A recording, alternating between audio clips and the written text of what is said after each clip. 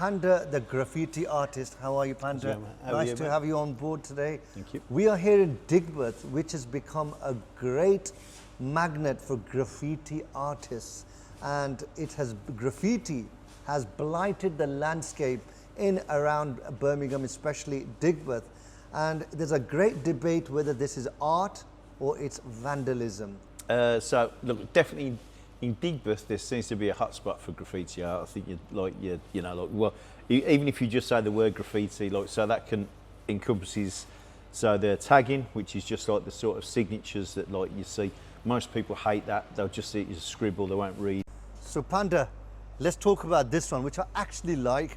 I don't know who that is, but when I first saw it, I thought it was Anthony Joshua, the boxer. So for those of you wondering, what does a graffiti shop look like? Come inside with me. This is Panda's den. Panda, so you've got all these cans. So what it is, this is a colour chart. Yeah. So every can, I've used empty cans and spray painted them with the colour that we sell, you see. So what it is, you could pick, say if you like light blue, pick it out, 199 Monaco. Okay. So there's nearly 200 different colours. We sell a couple of different brands of spray paint. Welcome to the Art of Living podcast in our outdoor studio today, where we are meeting up with a local legend, Panda, the graffiti artist. How are you, Panda? Nice to have you on board today. Thank you. We are here in Digbeth, which has become a great magnet for graffiti artists, and graffiti has blighted the landscape in around Birmingham, especially Digbeth. And there's a great debate whether this is art or it's vandalism. And who better to discuss this topic with than Panda, the graffiti artist. Panda, what are your thoughts? Are we dealing with a, shall I say, phenomena of vandalism through this art in Birmingham? So look, definitely in Digbeth, there seems to be a hotspot for graffiti art. I think even if you just say the word graffiti, so that can encompasses the tagging, which is just like the sort of signatures that you see. Most people hate that. They'll just see it as a scribble. They won't read it. But they're doing it on people's properties. It's how can I put it? It's like the earliest form of social media. So what it is, you have a graffiti name that you choose, and then what it is, you have to put that as many places or as much or as beautifully as possible, depending on your sort of mindset. So that's where a lot of people try and get the most followers or most posts that they put up. So that's the same with graffiti writers, they're called.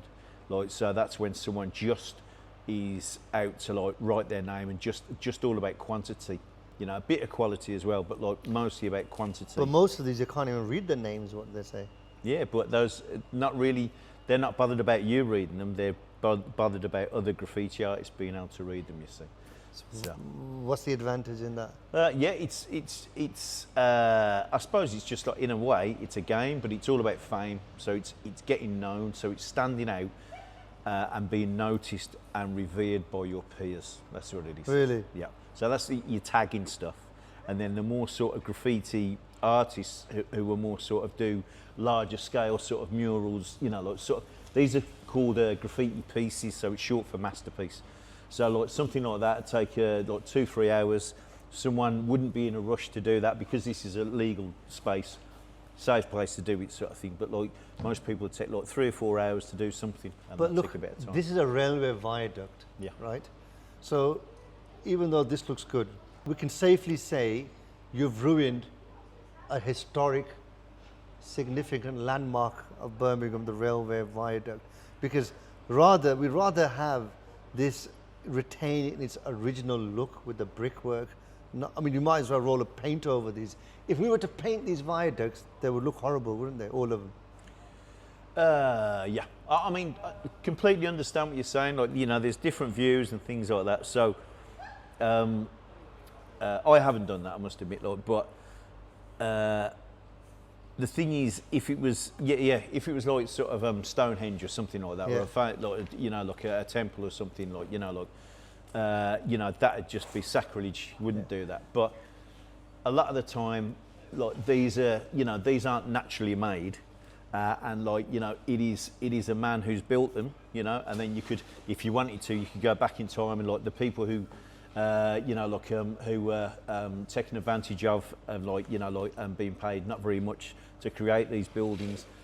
You could start to argue, well, you know, to them, you know, like we're using that as a canvas and then creating something new and exciting for, you know, people to express themselves, and rather than doing something like violent or like, you know, like being a football thug or something like that, they're creating something which is that they put time and effort into, which helps with their mental health, makes the environment look better as well, instead of just having a dark and dank, like dingy sort of area. Plus, you know, like, I mean, dirt, you know, like if there was dirt caked on there, would you say that's disgusting? Because that you can't see the beautiful brickwork underneath because there's dirt that's on there, and that's naturally made. Dirt is temporary, it can't be removed. So is this, mate. Is this? Can this be removed? Yeah, so we can restore these bricks back to original. Could be done. But as like if you know, someone back to wagging into or something like that. I mean, even these ones, these have been bricked up because there's been original things. Even these units here that have been beautiful brickwork. These you know, shop fronts have been cut into the front of there. You know, you could say that is disgusting. I don't think so, because everything just gets used again and again. It's a form of recycling. Okay.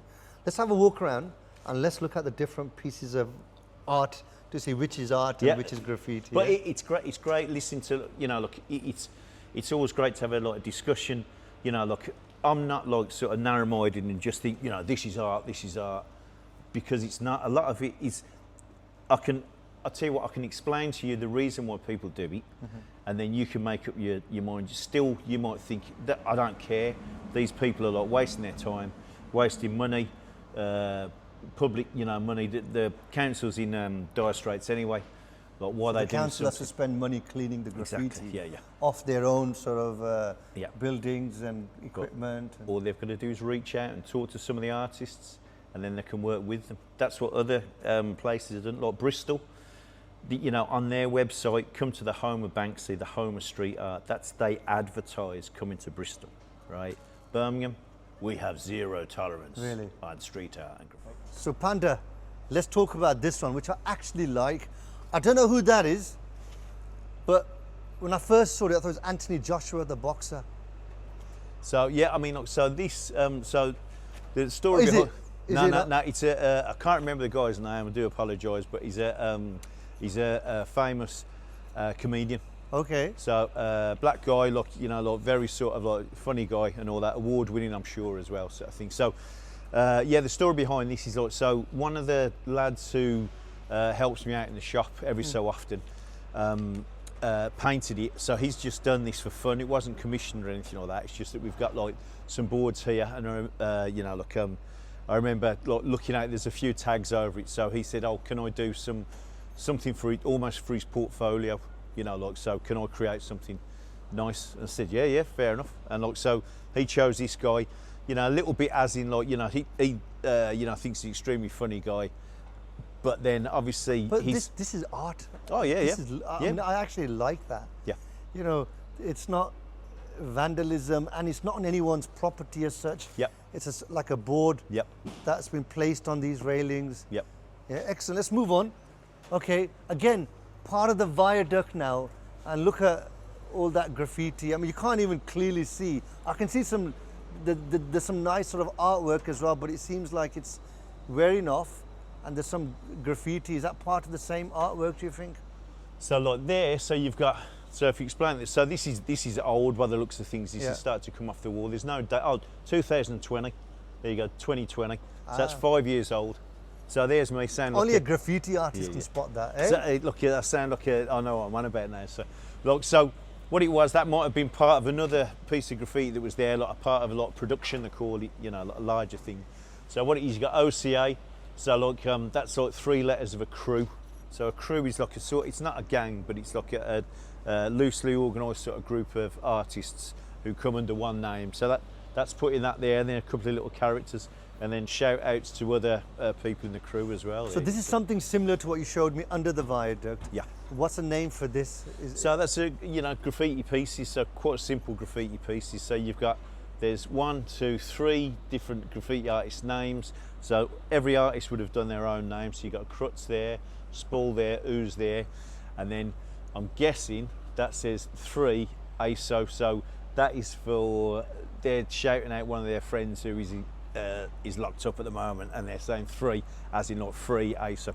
But I don't know. It could be something else. It's like there's some secret code language in operation here. A little bit, yeah, a little bit. But okay, let's move on to. But I mean, look, it's great. I mean, look, if I can bring you back here. So you're saying about like the tags on here, like look, the thing is that look, as you say, like the damage to the viaduct and all that sort of stuff. So there's a big sign on there. For the car park? Yeah, for the car park. But that's removable. Yeah, I know, but like, so is that sort of visually pleasing to many people? I know it's got to have information on there and all that sort of stuff, but but that's temporary. It's removable. But it's like, I suppose that's different because it's got. I mean, I agree with on you. it. I agree with you. It's probably shouldn't be there, but it's not as bad as this tagging which is on a historic. This is a listed structure. Yeah. Right, and now we've got the old, whatever blue brick it was, we've painted over it with the spray cans. Well, you see, like the thing is that, as you can see, there's trees and all that, which are also damaging stuff. I know they're natural, but like, should those be cleaned off straight away as well? Look at the tagging right at the top. So the reason why that's done up there is so that like it's going for maximum sort of like exposure. Yeah. So and they know that stuff up there isn't going to get cleaned up. Easily removed. Yeah. So it's going to stay on there for longer. But for me, that is vandalism. Oh yeah, 100%. I mean, like, I can see why they've done it, but it's completely illegal. There's no. You'd struggle to say there's any artistic integrity in that. Yeah. But there's like I can understand why they do it. I wouldn't do it. Okay, why is it that the likes of, say, Birmingham Council, City Council, are not taking action against this? Or is there something in place already to deter people from causing this level of vandalism to buildings? No. Who knows? Is it like moral, like, have they got more? They haven't got the resources to pursue it. They haven't got the resources. Do they think, well, some of it looks all right. So, like, even when, like, round, like, like the, what's it called? Round this place in Hockley and places like that. So they do, it's called buffing when they clean stuff. Well, graffiti artists call it buffing when they paint over stuff. If something's buffed or clean. We're going to come onto that wall which has been regularly buffed. Right, so there's writing on there, but there's also rubbish. So the guys like having to like. So the rubbish is a natural sort of thing as well. I know this has been put here intentionally. Panda, how is that comparable? It's not even comparable. But if you had a beautiful thing painted on the floor, beautiful bright colours, you'd embrace that. Look at that bin. I know why people do it, but I wouldn't do it. Do you know what I mean? Like, so, writing your name on a bin, that's not great, even from an artist's One thing I've noticed, if anybody does a good piece, it normally deters the tagging teams. Yeah? It does, doesn't it? So that's his freedom. So look, so these guys, I know these guys. Honestly, I can't read freedom. Where does it say freedom? So you got a 3 like that, and then there's a D at the bottom. Yeah. And then he's done 3 O's on there, so 3 do. And I can see the M now. Yeah. Wow. So like, and then this one says wound, but like again, it's very, very hard to read it, but that's because they're doing it for other graffiti artists rather than the public. For the main public to see and read. So you see that Lupoka up there, right? That's what people say. Who's Lupoka? So Lupo is the tag name, so Lupo, that's the person. Yeah. And then OCA was the crew that he was in, so they're linked together. Okay. So look, it's a person, and then look, what's it? But again, he does it, so he's obviously out for as much fame as possible. So he wants you to be able to read it. He wants, as a lay person, me looking at that, it doesn't mean anything to me. It just means that look, he's willing to risk his falling off there. So they're risking their lives going up there and doing that, isn't it? But look, he knows that's going to stay up there for a long time. But how do they do that? Do they climb over this side of the wall, put their feet on those little bricks coming out? That's just hanging over and just doing it upside down. Okay. So these things in like rooftops, you see. I mean, that's a skill in itself, writing it upside down. Right. So obviously he's pinched the paint or he's bought the paint. Yeah. He's gone out. You know, you have to do that sort of late at night. Yeah. Then he's risking all that sort of stuff. Yeah. You know, look, imagine not being able to channel that into something creative. It'd be phenomenal, wouldn't it? Maybe it's a stepping stone to creativity. Yeah. Yeah. Let's have a look at this wall. I mean, look at this now. Yeah. A beautiful, clean brick wall. I don't even know what they climbed over those extractor fans to get on top of that. Again, it's again, it's like sort of they'll gain extra sort of like, you know, like sort of you know, respect from their peers because they've done something, and it's like, see, that hasn't been cleaned up for a long time. They know that if they've got up there, that, you know, they're hardcore it's sort the same of one, graffiti. loophole. Yeah. Hey? Yeah. Okay, this wall Yeah. has become a bit of a landmark in Birmingham. Okay. Yeah. It's known as the Peaky Blinders wall. Yeah. Why is that? Well, it's because one advert that was done ages ago that only stayed up for about 4 weeks Yeah. was done on it, sort of thing. Yeah. It attracted so many visitors. There From you what go. I've been told. There you go. Hey? But it was done well. Yep. It was done very, very well. Yeah. So okay, let's move on this side. So there you've got a digital board. Yep. Okay, before I go there. That is a grade 2 listed church building. Yep. Yep. They've absolutely ruined that. Yep. I mean, I don't know how easy it's going to be to clean that off. It probably you can. And where there's a will, there's a way. But that looks absolutely horrible to me on a beautifully, like, you know, old piece of architecture like that. Yeah, it's terrible. Like, you know, look, I mean, again, it's if it's there, people will do it, and you know, look, it's they've taken a bit more time on it and all that sort of stuff, but it's still doing the same job. It's trying to get their name out there as much as possible. As I said, I can explain it to you, and you can, you know, I mean, like this wall here. Yeah. So like this one, so Talia, look, that's the lad I know, like his daughter only lived for a few hours, so that's like a dedication to her. Dedication to her. Happy Heavenly first birthday and everything. So that's been there for a long, long time. Unfortunately, some people are like written on it, not graffiti artists, you can tell, sort of thing, but it's starting to decay. But it's, you know, there is a lot of like thought that goes into like some of these pieces as well. Okay, let's look at this. Actually, this actually looks good, and it's got your name on it. Yeah, man. Yeah, so like, So again, I presume you did that. So I did this one here. Yep. So again, just do it for fun, just on a Saturday evening. You know, like, so it fits the space pretty well, sort of thing. So yeah, you've got creative on there. So explain to us, what is that? What have you written? So what have you designed? Flake, F-L-A-K-E. So if you never told me that, I would never have figured that out.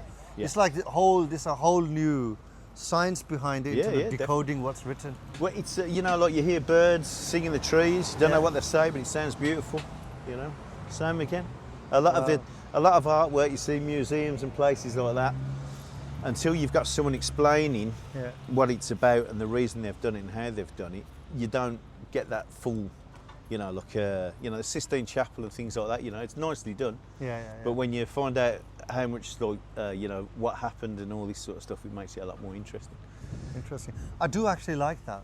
I'm not saying that in front of you just because you did it. Yeah. Oh, no, it sounds so. But I mean, look, so the adverts there again. Like when you were saying that, like, you know, look, it might look beautiful, but it's been forced on people. You know, like that there has been forced on people because I haven't asked anyone what to put on there, if you see what I mean. Yeah. But it's the same as advertising. Advertising is sort of like forced upon people. In your face. So, and you know, look, so it's just like the tags. You know, like you know, you might not. I mean, look, you know. Yeah, but look, this is something that people pay for. It's consented to. Yeah. It's there. You know, a whole sort of structures being put up. Yeah. And it's not something that anybody just can come and do and put on there. But you see what I mean? Look, it's you know, when stuff is forced upon people's eyes, you see what I mean? You know, like everyone has their can have their sort of opinion on it. You know, look, I mean, say if there was a gambling advert, I don't think the person who's got that would do it, but say if there was a gambling advert on there, if you're struggling with gambling addiction or something like that, or a friend in your family or something, you wouldn't think, you know, you'd want to get that taken off. Do you know what I mean? That's a different conversation altogether. Yeah. We're talking about this, as going back to that main topic, art or vandalism. I think I can, after speaking to you, you being able to showcase to me what all these different things are, there's certainly a case that you can advocate that much of this is art, but there's also a great argument that it's vandalism also. Like this particular machines, they get covered, and you can tell now they get constantly resprayed and cleaned.